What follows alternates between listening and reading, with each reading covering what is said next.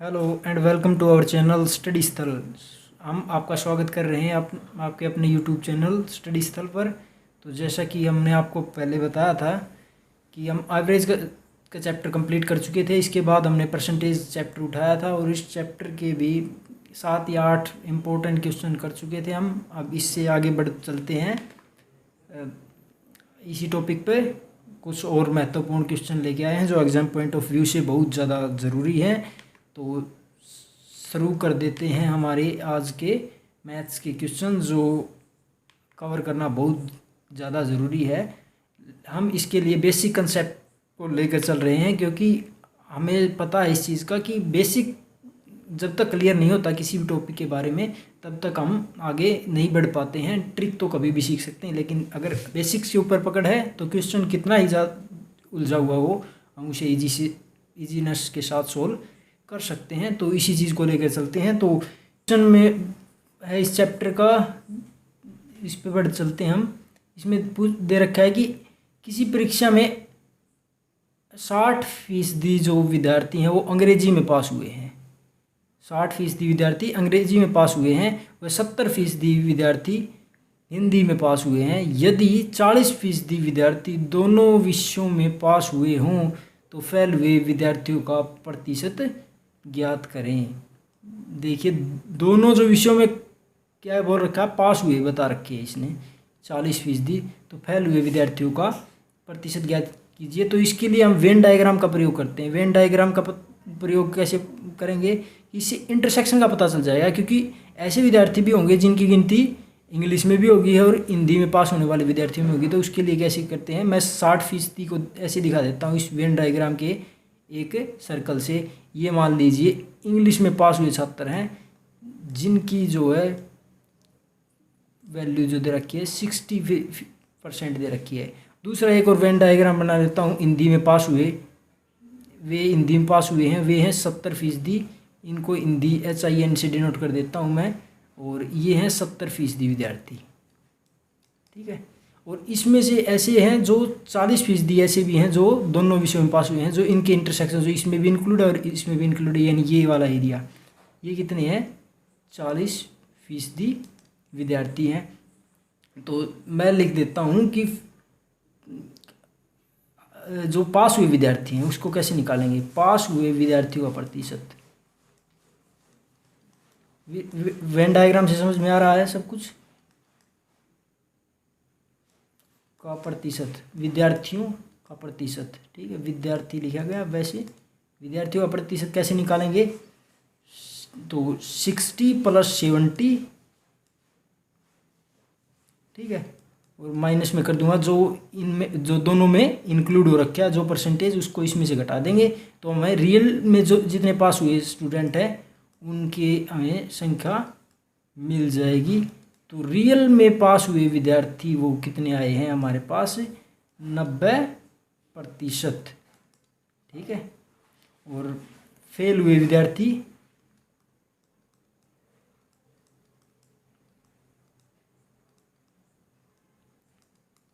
कितने हो जाएंगे हमारे पास,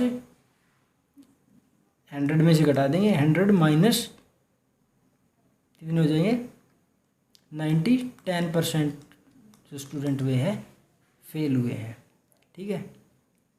अब बढ़ चलते हैं हमारे अगले प्रश्न की तरफ।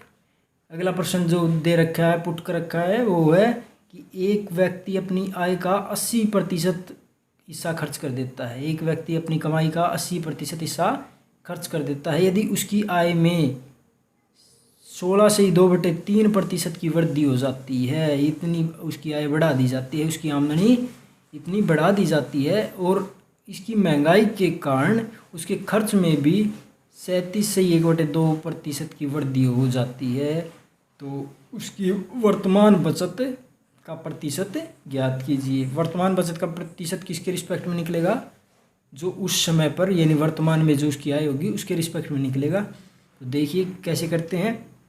अभी तक हमारे पास कुछ नहीं दे रखा है तो हम मान लेते हैं, माना व्यक्ति की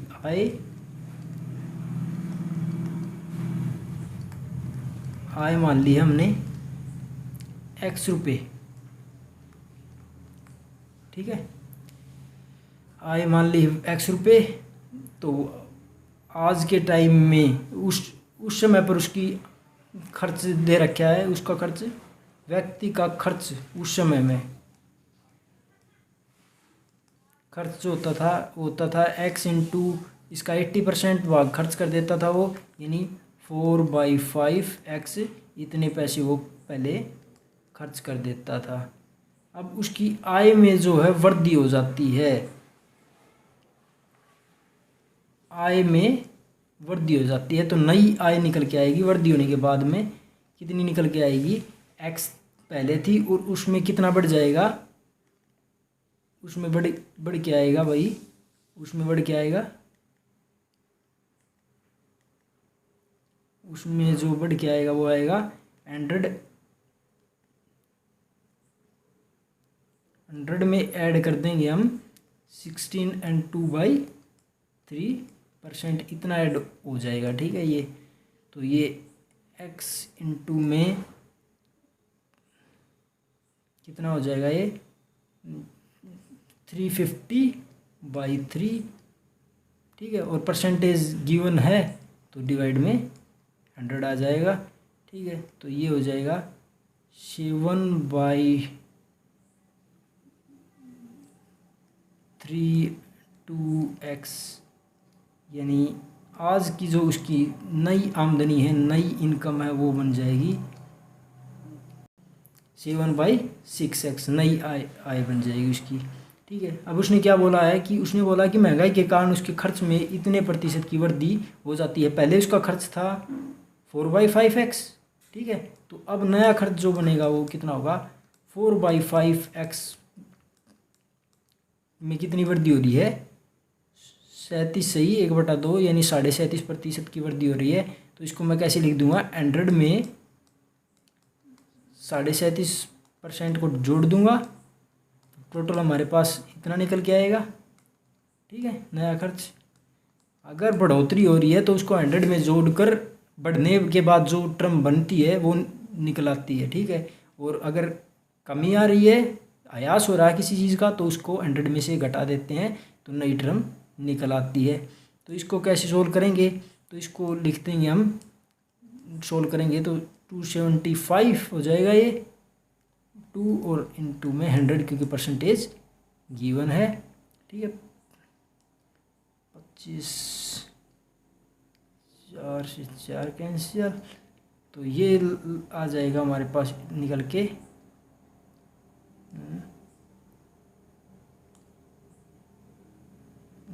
11x और y में 10, इतना हो जाएगा नया खर्च उसके पास। पहले खर्च इतना होता था 4/5x और अब हो जाएगा 11/10x। तो नया खर्च और नई बचत इनका हमने निकालना है, प्रतिशत निकालना है। तो बचत कितनी आएगी, अब उसकी बचत आएगी भाई, खर्च घटा देंगे आमदनी में से, आय में से घटा दिया हमने। ठीक है, तो कितना आएगा, एलसीएम 30 ले लेंगे। ठीक है, और ये कितना हो जाएगा, यहाँ से 33x निकल के आएगा, 2x/30 रुपीज़ इतनी तो हो जाएगी भाई उसकी बचत, और रुपये में। ठीक है, अब हमने निकालनी है बचत प्रतिशत। बचत प्रतिशत के लिए हमारे पास फॉर्मूला है, बचत को ऊपर लिखेंगे और डिवाइड में लिख देंगे हमें जो टोटल आमदनी है, क्योंकि आमदनी के रिस्पेक्ट में निकलती है हमेशा बचत। तो 7/6x, 7 और 6 चला जाएगा ऊपर, और परसेंटेज निकाल रहे हैं तो इंटू में 100 लिख देंगे। इसको यहाँ से सोल्व करेंगे, इसको 5 से कैंसिल कर देंगे और इसको ऐसे। ठीक है, तो ये आ जाएगा 40/7, यानी 5 and 5/7%। तो इस तरह से सोल्व कर सकते हैं इसको। ठीक है, इजी सा क्वेश्चन था। ठीक है, नेक्स्ट आगे बढ़ चलते हैं हम। एक गांव में पुरुष, महिला व बच्चों का अनुपात 11:9:5 है। ठीक है, पुरुष, महिला व बच्चों का रेशियो 11:9:5 है। यदि 80% पुरुष साक्षर हो, 80% पुरुष साक्षर हो और 30% महिलाएं निरक्षर हो। निरक्षर मीन्स अनपढ़ हो और साक्षर का मतलब पढ़े लिखे हों। और 90% बच्चे अगर साक्षर हों तो उस गांव में निरक्षर लोगों का प्रतिशत ज्ञात करें। तो देखिए कैसे करेंगे। अनुपात दे रखा है, सबसे पहले अनुपात को हमने हाईलाइट कर लिया, ठीक है। 80% साक्षर हैं, साक्षर पुरुष, ठीक है। और 30% हमारे पास महिलाएं निरक्षर हैं, तो 70% साक्षर भी हैं। इसका मतलब ये है 70% महिलाओं की साक्षर भी है, 90% बच्चे साक्षर हैं। तो गांव में निरक्षर यानी ना पढ़े लिखे लोगों का प्रतिशत ज्ञात करना है। तो माना अगर इस तरह रेशियो में दे रखा हो तो हम उसको मान सकते हैं। माना गांव में पुरुष, स्त्री व बच्चों की संख्या इस तरह रेशियो में दे रखा हो तो एक टर्म को मान लेते हैं हम कि पुरुषों की संख्या 11x होगी, तब स्त्रियों की संख्या होगी 9x और बच्चों की संख्या होगी 5x, ठीक है। क्योंकि इनको अगर सोल्व करते हैं हम रेशियो में लिखते हैं तो x से x कैंसिल हो गए, 11:9:5 निकल के आएगा, ठीक है। इस चीज़ में कोई दो राय नहीं होनी चाहिए। तो इसके आगे जो दे रखा है, इसके आगे दिया हुआ है कि 80% पुरुष साक्षर हैं, उनमें से 80% पुरुष, ठीक है। तो साक्षर पुरुषों की संख्या यहाँ से निकाल देंगे। साक्षर पुरुषों की संख्या यानी टोटल का 80%, पुरुष हैं 11x और इसका 80%, इसका 80% निकालने के लिए ऐसे लिख देंगे, ठीक है। तो कितना आ जाएगा ये, तो 44/5 इतना हो जाएगा। पुरुष साक्षर हैं, ठीक है। और साक्षर महिलाओं की संख्या, साक्षर महिलाएं कितनी होंगी इस गांव में, टोटल है 9x और 9x की 30% तो निरक्षर हैं, इलिटरेट हैं। और लिटरेट जो बच गई, जो पढ़ी लिखी महिलाएं हैं वो बच गई 70%। तो इसका 70% ऐसे निकाल देंगे हम, ठीक है। तो इसको मैंने लिख दिया है ऐसे, कोई फ़र्क नहीं पड़ रहा। अब आगे चलते हैं, साक्षर बच्चों की संख्या उसी मेथड से लिखेंगे जैसे ये निकाले हैं हमने अब तक। 5x और इसका कितना है 90%, तो इसको मैं इस तरह से लिख सकता हूँ 45/10 हो जाएगा, ठीक है। तो कुल साक्षर लोग कितने हैं गांव में, कितने गांव में 44x/5 plus 63/10 into x plus 45/10 into x, इतने लोग टोटल गांव में साक्षर हैं। और इसको अगर हम सोल्व करते हैं कितना आ जाएगा ये निकल के, ये 88 और ये अगर हम सोल्व करते हैं तो ये आ जाएगा 196/10x इतना निकल के आएगा, ठीक है। तो साक्षर लोगों का प्रतिशत निकाल लेंगे हम।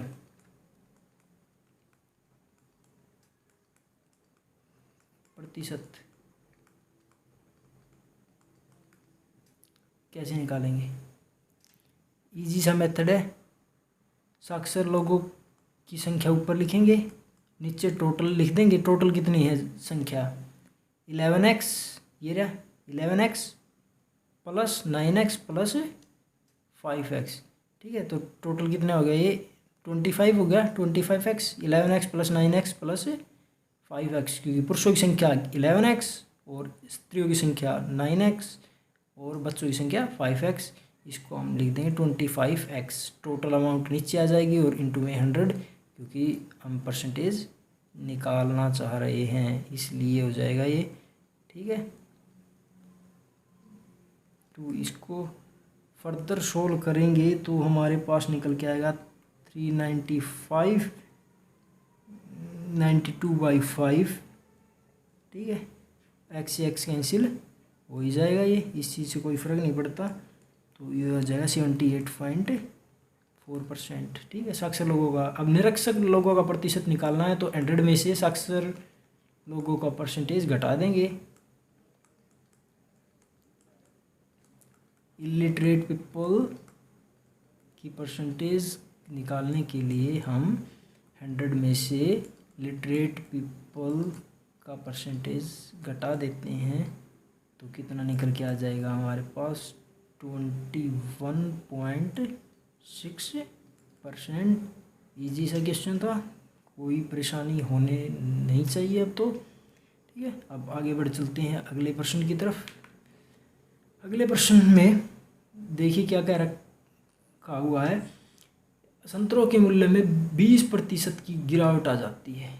20% की गिरावट आने पर संतरों के मूल्य में क्या बताया है कि 25 रुपये में 5 संतरे अधिक खरीदे जा सकते हैं।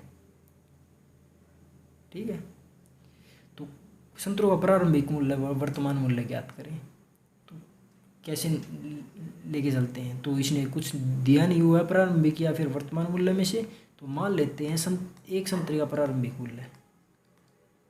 माना एक संतरे का प्रारंभिक मूल्य, मैंने मान लिया एक संतरे का प्रारंभिक मूल्य x रुपये होगा।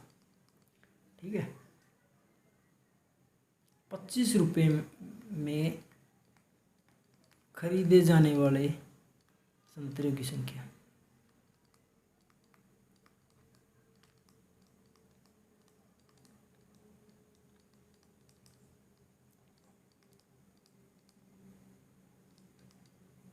ठीक है, कैसे सोल्व करेंगे इसको। 25 रुपये में कितने खरीदे जाएंगे, टोटल अमाउंट बाई जो भी रेट है x। ठीक है,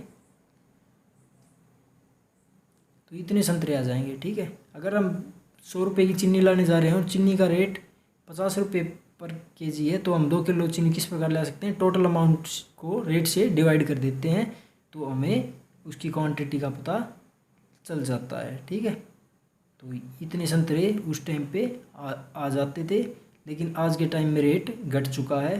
तो नया मूल्य संतरे का, नया भाव या मूल्य कितना बताया इसने, 20% की गिरावट होने के बाद 20% की गिरावट होगी तो वो रेट घट के कितना रह जाएगा, खुद का 80% रह गया, 80% रेट रह गया। तो इसको कैसे लिख देंगे हम, 4/5x रह गया। ठीक है, अब 25 रुपये में खरीदे जाने वाले संतरे, खरीदे जा सकने वाले संतरों की संख्या।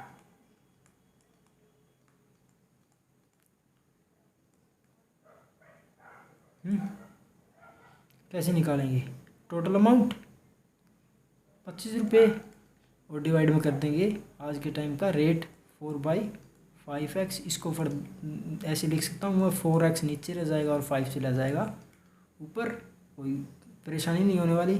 ठीक है, तो लेकिन कंडीशन क्या दे रखी है, आज के टाइम में जो संतरे खरीद रहा है वो ज़्यादा होंगे पहले के टाइम में खरीदे जाने वाले संतरों से।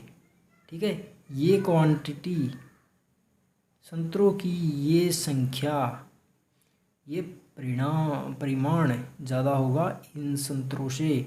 तो इनका कंपैरिजन कैसे करेंगे हम, इसका कंपैरिजन करने के लिए बताया है कि ये संतरे जो आएंगे ये 5 संतरे ज़्यादा होंगे किनसे, पहले खरीदे जाने वाले संतरों से 5 संतरे ज़्यादा होंगे। ये 5 ज़्यादा हैं तो इसमें कम वाले घटा दिए तो हमारे पास 5 बचने चाहिए। ठीक है, अब सोल्व कर लेते हैं इसको। 125 आ जाएगा, ये यहाँ से निकल के, ये इसको 100 लिख देंगे और ये हो जाएगा यहाँ इस साइड में 5। ठीक है,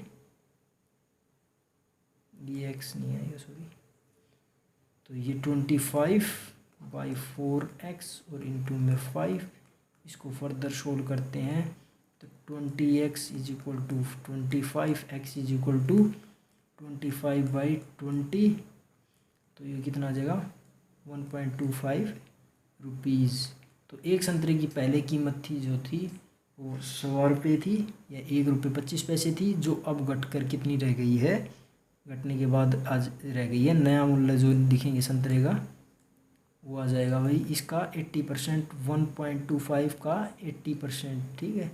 या फिर इसका 4/5 लिख देंगे। इसको फर्दर सोल्व करते हैं तो ये कैंसिल हो जाएगा, ठीक है, 0.5 से, तो ये निकल के आएगा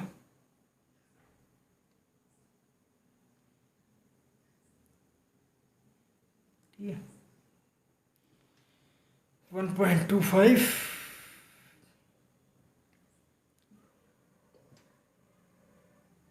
20, सॉरी ये 2 तो ये 1 रुपीज़ निकल के आएगा, ठीक है। तो बढ़ चलते हैं अगले प्रश्न की तरफ। नमक व पानी के एक घोल है, नमक व पानी का एक घोल है, उसमें से 15% नमक है, ठीक है। तो 85% उसमें पानी है, ठीक है।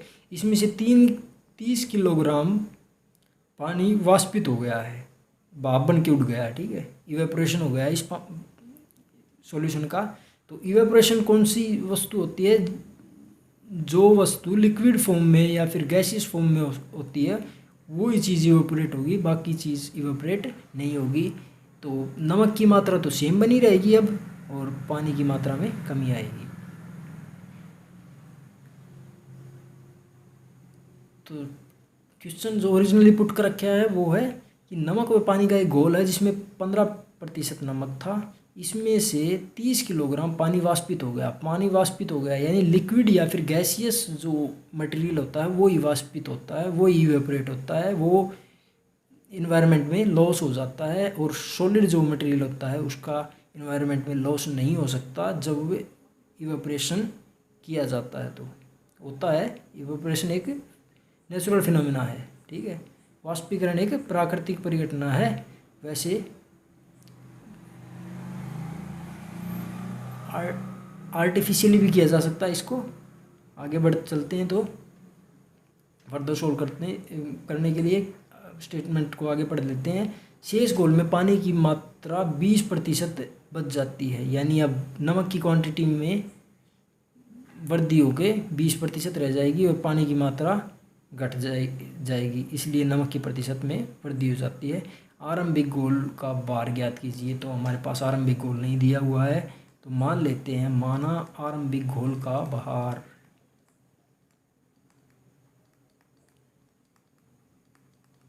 मैं मान लेता हूँ x किलो वेट है भाई,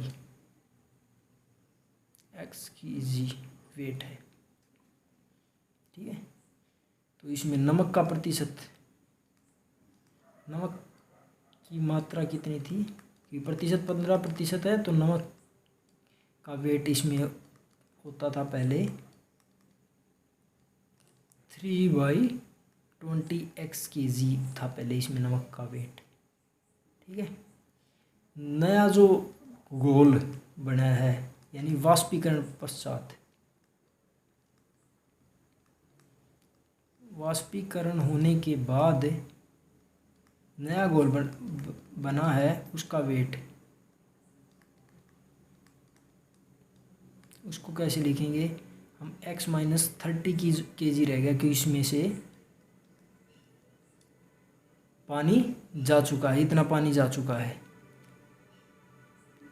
लेकिन एक चीज़ आपको जो ध्यान में देनी है, जो ध्यान में रखनी है जो चीज़, वो ये है कि नमक की मात्रा जो है सेम बनी रहेगी, लेकिन जो क्योंकि घोल की मात्रा में फ़र्क आ रहा है इसलिए नमक की परसेंटेज में भी फ़र्क मिलेगा, नमक की परसेंटेज हमें बढ़ी हुई मिलेगी। इसलिए जो स्टेटमेंट के हिसाब से इसने बोला है कि नमक की मात्रा का प्रतिशत, ठीक है, उस पे बढ़ चलते हैं हम। नमक की मात्रा का प्रतिशत इस कंडीशन में, जो नई कंडीशन बनी है उसमें नमक की मात्रा का प्रतिशत कैसे निकालेंगे? क्वांटिटी तो सेम है नमक की क्वांटिटी के ऊपर कोई फ़र्क नहीं पड़ा है, ठीक है, प्रतिशत निकालने के लिए। और इसके डिवाइड में कर देंगे हम घोल की टोटल मात्रा, तो ये निकलाएगा नमक के पानी का प्रतिशत, ठीक है। और इनटू में लगा देंगे 100 क्योंकि परसेंटेज निकालना चाह रहे हैं। लेकिन नमक की मात्रा का प्रतिशत कितना दे रखा है इसने 20%, तो इसको हम 20 के इक्वल रख सकते हैं, किसी को कोई परेशानी नहीं होनी चाहिए इससे। और इसको सोल्व करना चाहेंगे तो कैसे सोल्व करेंगे, इसको सोल्व करना चाहेंगे तो ऐसे सोल्व कर लेंगे इसको यहाँ से कैंसिल आउट कर सकते हैं हम, इससे कोई फ़र्क नहीं पड़ेगा। ये वैसे भी उस साइड में जाके डिवाइड का हो जाता 15 इंटू एक्स, ठीक है, और नीचे है 20 इंटू एक्स माइनस 30, और इस साइड में रह गया ये 1। क्रॉस मल्टीप्लाई करते हैं तो 15x और ये हो जाएगा 20x और माइनस में 600, ठीक है। सॉरी ये लाइन गलती से आ गई है हमारे पास,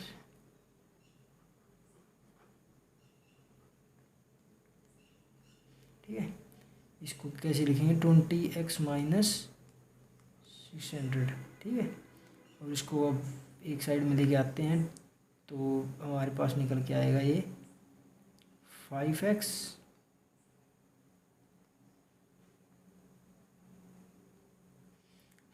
इज इक्वल टू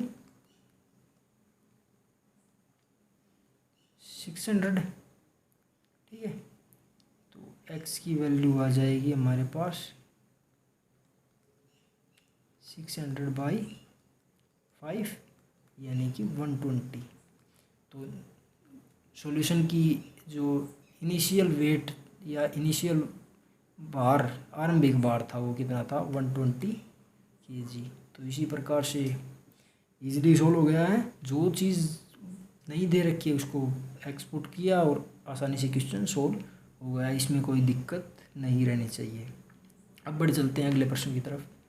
अगले प्रश्न में बताया है, पूछा है कि पानी के साथ 20% अल्कोहल का एक घोल है, 20% अल्कोहल है, यानी अगर 5 हिस्से कर लिए जाए तो एक हिस्से में अल्कोहल है, शराब है, और 4 हिस्सों में पानी है। 5 लीटर का टोटल मिश्रण है, 5 लीटर का टोटल मिश्रण है, तो 20% में 1 लीटर तो अल्कोहल हो जाएगा, 4 लीटर पानी हो जाएगा, ठीक है।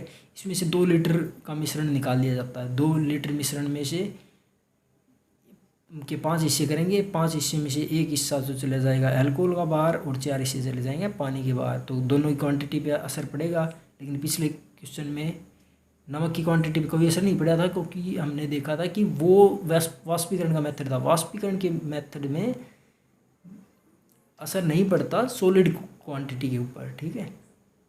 2 लीटर मिश्रण निकाल लिया जाता है और उसके स्थान पर 2 लीटर पानी मिला दिया जाता है। पानी तो की क्वांटिटी तो बढ़ गई है, लेकिन एक बार जो अल्कोहल की क्वांटिटी घटने के बाद रही थी सेम वही लेके चलनी है हमने। तो नए मिश्रण में अल्कोहल की मात्रा ज्ञात कीजिए। तो देखिए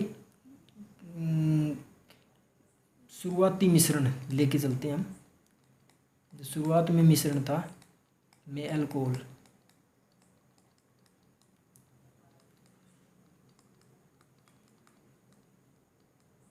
पाँच का 20%,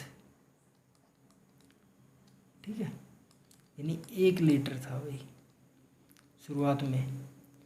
और शुरुआती मिश्रण में ही अगर हम पानी की क्वांटिटी निकालें तो 5 लीटर में 1 लीटर अल्कोहल हो गया, तो 4 लीटर पानी भी बच गया, ठीक है। तो नए मिश्रण में अल्कोहल 2 लीटर निकाल लिया इसने, ठीक है, 2 लीटर निकाल लिया। तो देखिए कैसे निकलेगा ये, 1 लीटर का तो 5वां हिस्सा तो निकाल लिया इसने, 5 हिस्से बन रहे थे, ठीक है। 2 लीटर टोटल क्वांटिटी थी, 2 लीटर क्वांटिटी में 5वां हिस्सा तो निकल गया भाई इसका अल्कोहल का गया, ठीक है। यानी कहने का मतलब ये 400 ml तो निकाल लिया उन्होंने अल्कोहल की मात्रा। तो पहले 1 लीटर था, 400 ml निकाल लिया, तो अब कितना रह गया 600 ml हमारे पास शेष बच गया। 600 मिलीलीटर अल्कोहल अब सॉल्यूशन में बच गया है, ठीक है, ये चीज़ समझ में आ गई ना। क्वेश्चन में कोई दिक्कत नहीं होनी चाहिए। ठीक है, अब क्वेश्चन पुट कर सकते हैं, कमेंट बॉक्स में लिख कर बता सकते हैं। देखिए किस प्रकार किया हमने, क्योंकि 2 लीटर सॉल्यूशन उसमें से बाहर निकाला है। 2 लीटर सॉल्यूशन में 4 हिस्से तो हमारे पास पानी के हैं उस सॉल्यूशन में, और 1 हिस्सा हमारे पास अल्कोहल का। 1 हिस्सा जो अल्कोहल का है, यानी 2 लीटर सॉल्यूशन के हमने 5 हिस्से बना लिए। 2 लीटर सॉल्यूशन के 5 हिस्से बनाने पर हमारे पास 400 ml के 5 हिस्से बन गए, यानी 1600 ml तो है उसमें पानी 2 लीटर में, और 400 ml है उसमें अल्कोहल। ठीक है, 400 ml अल्कोहल तो उसने बाहर कर दिया सॉल्यूशन से बाहर चला गया इतना अल्कोहल, तो 600 ml अल्कोहल बच गया, क्योंकि पहले हमारे पास अल्कोहल की मात्रा 1 लीटर थी टोटल सॉल्यूशन में। ठीक है, अब आगे बढ़ते चलते हैं। तो नए मिश्रण में पानी की मात्रा वैसे ही सोल्व करेंगे। मैं एक रफ काम यहाँ कर लेता हूँ, बीच में रफ वर्क कर लेता हूँ कि हमने देखिए 2 लीटर में से 4 हिस्से तो थे इसके, ठीक है, पानी के। ठीक है, तो ये 1600 ml पानी निकाला था हमने।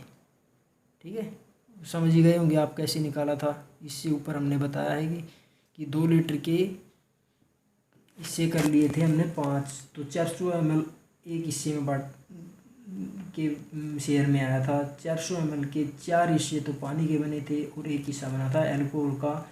400 ml के 4 हिस्से पानी के टोटल हो गए 1600 ml, तो 1600 ml तो पानी निकल गया था। इस चीज़ में कोई परेशानी नहीं होनी चाहिए किसी को। ठीक है, अब क्या बोला है कि इसने 2 लीटर पानी मिला दिया गया, तो 2 लीटर पानी मिला दिया गया, इतना तो घटेगा भाई, ये तो क्वांटिटी घटेगी, लेकिन साथ में 2000 ml ऐड और होगा। ठीक है, पहले 4 लीटर था, 4 लीटर में से 1.6 ml तो लीटर तो घटेगा, लेकिन 2 लीटर साथ में जुड़ और जाएगा। ठीक है, तो इसको कैसे सोल्व करेंगे, 4 और 2 6 हो जाएगा। 6 ml लीटर में से घटने पर 1.6 कितना आ जाएगा, ये 4.4 लीटर। ठीक है, नए मिश्रण में पानी की मात्रा होगी ये, तो अब हमें चाहिए अल्कोहल की मात्रा का प्रतिशत। अल्कोहल की मात्रा का प्रतिशत,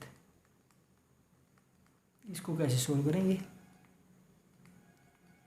अल्कोहल की मात्रा प्रतिशत के लिए अल्कोहल की मात्रा 600 ml है, तो इसको मैं 0.6 से डिनोट कर लेता हूँ लीटर में, और इसके डिवाइड में लिख देता हूँ सॉल्यूशन की टोटल मात्रा 5 लीटर था, उसमें से 2 लीटर निकाल के 2 लीटर डाल दिया था, तो सॉल्यूशन तो टोटल 5 लीटर का ही रहा। तो इसके डिवाइड में कर देता हूँ 5 और इंटू में कर देता हूँ 100, कोई फ़र्क नहीं पड़ रहा इस चीज़ से। ठीक है, तो इसको 6/10 लिख देता हूँ, डिवाइड में 5 और इंटू में 100, 5 × 2, तो ये हो जाएगा 12% हो गई है अब। ठीक है, पहले 20% थी जो अब घटकर 12% हो गई है। एग्जाम पॉइंट ऑफ व्यू से सबसे ज़्यादा इंपॉर्टेंट क्वेश्चन थे ये दोनों टाइप जो हमने कराए हैं अभी।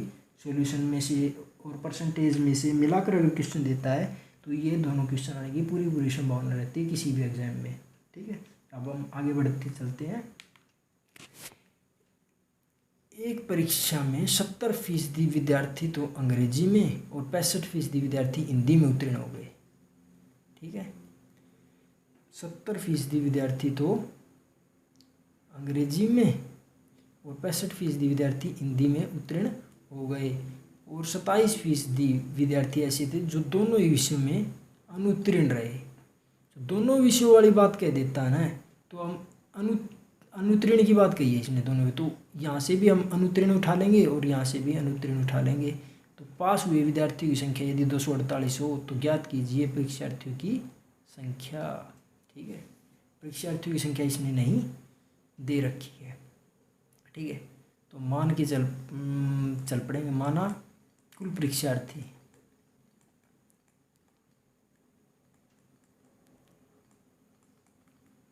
कुल परीक्षार्थियों की संख्या इस नहीं दे रखी है, तो हम मान लेंगे x कुल परीक्षार्थी थे। अब अनुत्तीर्ण, क्योंकि दोनों विषयों में अनुत्तीर्ण दे रखे हैं ना, ऐसे इंटरसेक्शन की बात कह दे तो वो ही वेन डायग्राम का प्रयोग करेंगे हम। वेन डायग्राम में मैं लेके चलता हूँ अनुत्तीर्ण विद्यार्थी मान वाला पॉइंट उठा लेता हूँ, अनुत्तीर्ण विद्यार्थी वाला पॉइंट उठा लेता हूँ मैं, ठीक है। इसको मैं लिख देता हूँ इंग्लिश और इसको लिख देता हूँ मैं हिंदी। अनुत्तीर्ण विद्यार्थी इंग्लिश में तो है 30% और इसमें है 35%, ठीक है। और 27% ऐसे हैं जो दोनों विषयों में अनुत्तीर्ण हैं, जिनकी गिनती यहाँ भी हो चुकी है और यहाँ भी हो चुकी है। कितने विद्यार्थी हुए? 27%। तो आगे बढ़ चलते हैं। तो अनुत्तीर्ण विद्यार्थी अगर यहाँ से निकालना चाहें तो कैसे निकालते हैं?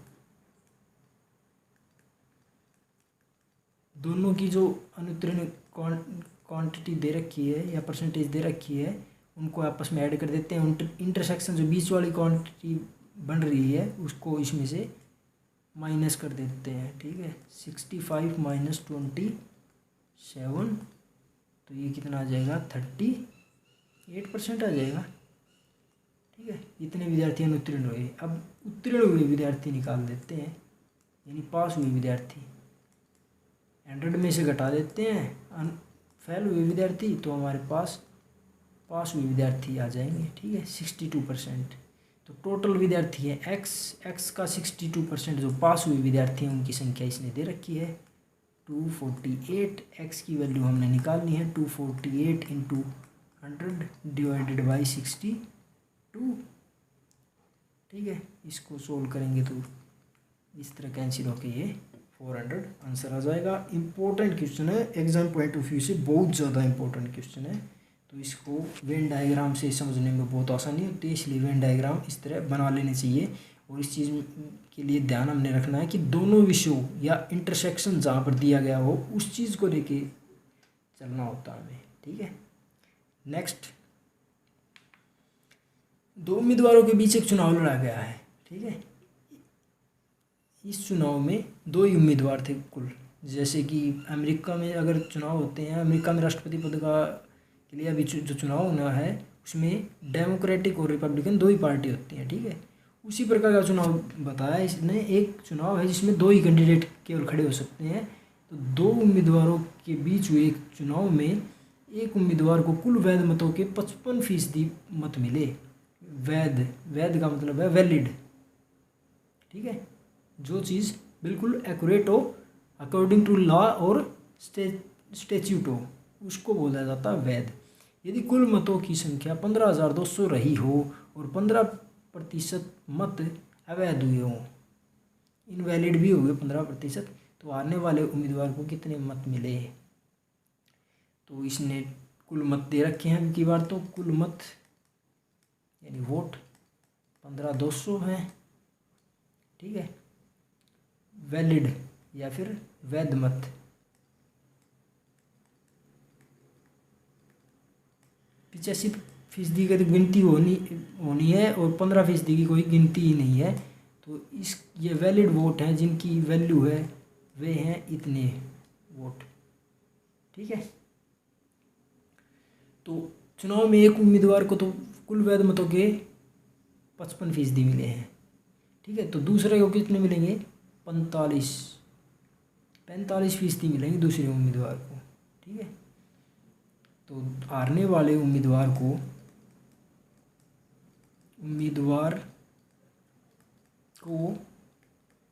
वैलिड वोट्स का 45% मिलेंगे।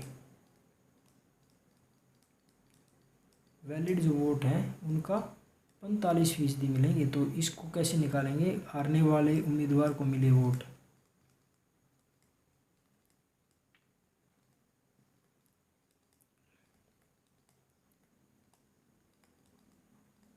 वोट 15,200 × 85/100 और इसका कितना लिख देंगे? 45%, इतने मिलेंगे, ठीक है। 17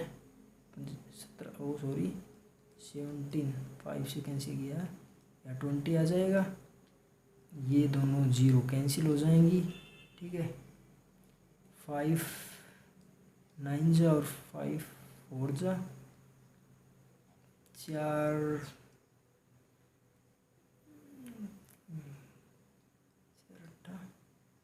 30, ठीक है। तो इसको सोल्व करेंगे, इतना निकल के आएगा, ठीक है। तो हारने वाले उम्मीदवार को भैया इतने वोट मिले हैं, ठीक है। और जीतने वाले को निकालने हो तो इस जो क्वांटिटी वैलिड वोट्स का है वो उसका 55% लिख देंगे, ठीक है। इजी क्वेश्चन है वैसे अगर देखा जाए तो। वोटिंग वाले जो क्वेश्चन आते हैं वे थोड़े कम्प्लेक्स आते हैं, इसको इजी के लिए लिया था। अगर आगे हम फर्दर इसको सोल्व करेंगे ना, ऐसे ही चैप्टर को डिटेल में पढ़ेंगे, इसी चैप्टर को अगर डिटेल में पढ़ना जाए तो और भी कम्प्लेक्स क्वेश्चन देंगे, ठीक है। अभी हम बेसिक कवर कर रहे हैं, उसमें लगभग टाइप के क्वेश्चन हम आपको कराने की कोशिश करेंगे, ठीक है। नेक्स्ट आगे बढ़ चलते हैं। क्रमशः 1 सेंटीमीटर, 2 सेंटीमीटर व 3 सेंटीमीटर अर्ध व्यास वाले 3 ठोस गोलों को पिघलाकर एक गोलाकार गेंद बनाई जाती है।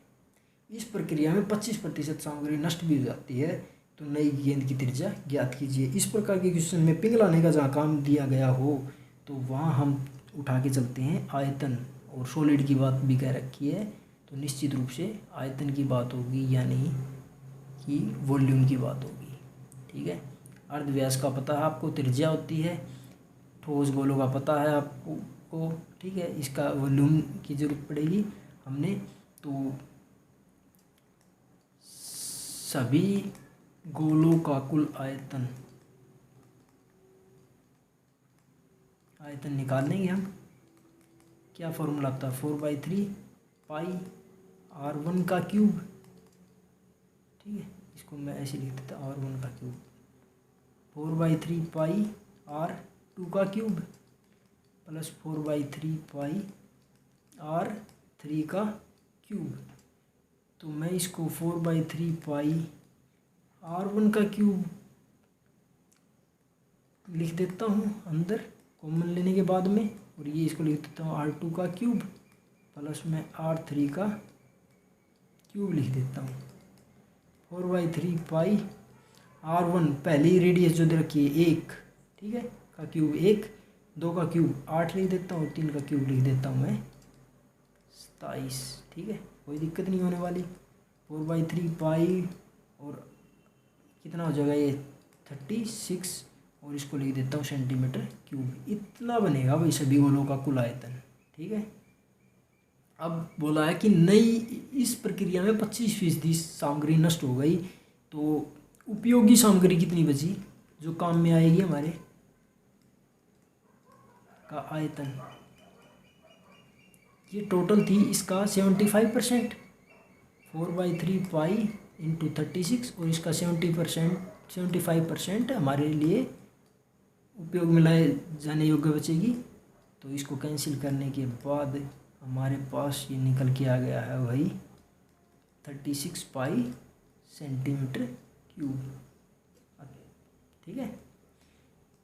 तो नया जो गोला बना है उसके वॉल्यूम, उसका आयतन और ये हमारे पास जो वॉल्यूम आया है दोनों इक्वल होने चाहिए, इसलिए 4/3 पाई R क्यूब, R क्या है? नए गोले की रेडियस का क्यूब, किसके बराबर होना चाहिए हमारे पास 36 पाई के इक्वल होना चाहिए। यहाँ रख लेते हैं हम R क्यूब, और यहाँ 4 पाई नीचे और 3 जाएगा ऊपर, ठीक है। इसको सोल्व करने के बाद 27 आ जाएगी। R क्यूब की value R is equal to का क्यूब रूट, इसका दोनों तरफ क्यूब रूट लेने पर, ठीक है। क्यूब की वैल्यू आ रही थी, क्यूब रूट ले लिया तो हमारे पास 3 सेंटीमीटर आ जाएगा आंसर, ठीक है। आसान प्रश्न था। नेक्स्ट वर्ड चलते हैं अगले क्वेश्चन की तरफ। 72 बच्चों की एक कक्षा है, उसमें बच्चों को कतारों व स्तंभों में खड़ा किया गया है, यानी इस तरह खड़े कर रखे हैं बच्चे, ये ऐसे खड़े कर रखे हैं और ऐसे खड़े कर रखे हैं, इनको ऐसे खड़ा किया हुआ है बच्चों को, ठीक है, कतारों व स्तंभों में खड़ा किया हुआ है कि प्रत्येक कतार में बच्चों की संख्या प्रत्येक स्तंभ में बच्चों की संख्या से 12.5% अधिक है। तो कतारों की संख्या ज्ञात कीजिए। टोटल बच्चों जो दे रखे हैं, टोटल स्टूडेंट्स या चिल्ड्रन 72। तो स्तंभ माना स्तंभ प्रत्येक कतार में प्रत्येक स्तंभ में बच्चों की संख्या, ठीक है, स्तंभों की संख्या हम मान लेते हैं।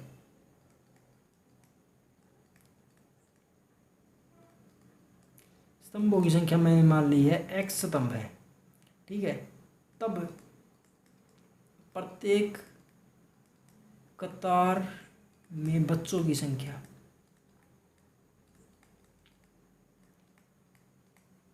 कैसे निकालेंगे?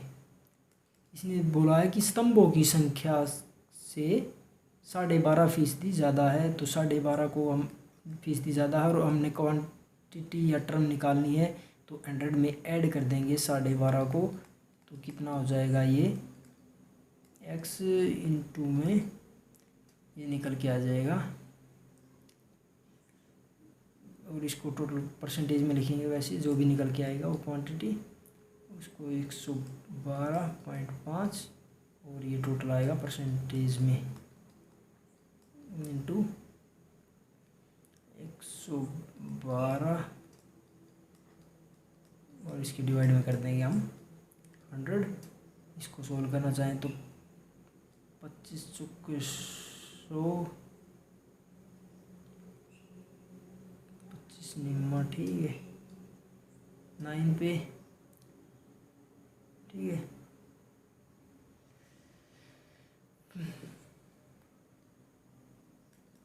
तो ये हो जाएगा, आगे चलकर ऐसे सोल्व होगा ये क्वेश्चन, ठीक है। अगर सिंपली वैसे सोल्व करना चाहें तो इसको लिख सकते हैं x और इंटू में 222/2 और 100, ऐसे भी सोल्व हो सकता है ये। अगर इसको मैं 12.5 को इस तरह लिख सकता हूँ ना, 12 and 1/12, तो इसको जोड़ेंगे तो ये निकल के आएगा। ऐसे करना चाहें तो इसको अगर यहाँ से सोल्व करेंगे तो ये आ जाएगा। तो ये मेथड थोड़ा आसान रहेगा, ठीक है। इसमें थोड़ा झंझट है, तो इस मेथड से अब हम इसको नहीं करते हैं। इसको अगर सोल्व करना चाहें तो इस प्रकार सोल्व कर सकते हैं।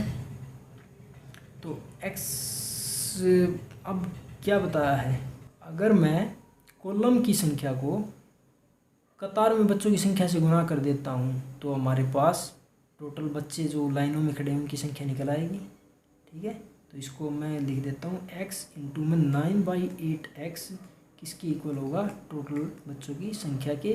तो यहाँ से x स्क्वायर बनेगा और 9/8 है उस साइड जाके 8/9 हो जाएगा। तो x स्क्वायर की वैल्यू हमारे पास 64 आ जाएगी, x की वैल्यू हमारे पास +8 आ जाएगी। तो स्तंभों की संख्या यानी जितने कॉलम बने हुए हैं वे 8 बने हुए हैं, और एक कॉलम में बच्चों की संख्या जो है वो कितनी है, 9। 9/8 x की वैल्यू कितनी आएगी, ठीक है, 9 आ जाएगी कैंसिल होने के बाद में। तो आज का हमने अपना चैप्टर कंप्लीट कर लिया है। तो आपसे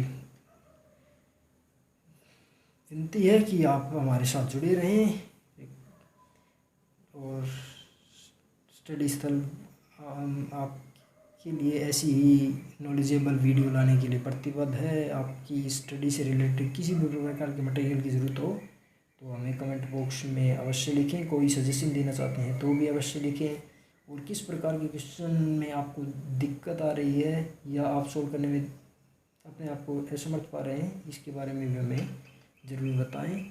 वैसे हमसे जुड़ने के लिए आपका धन्यवाद।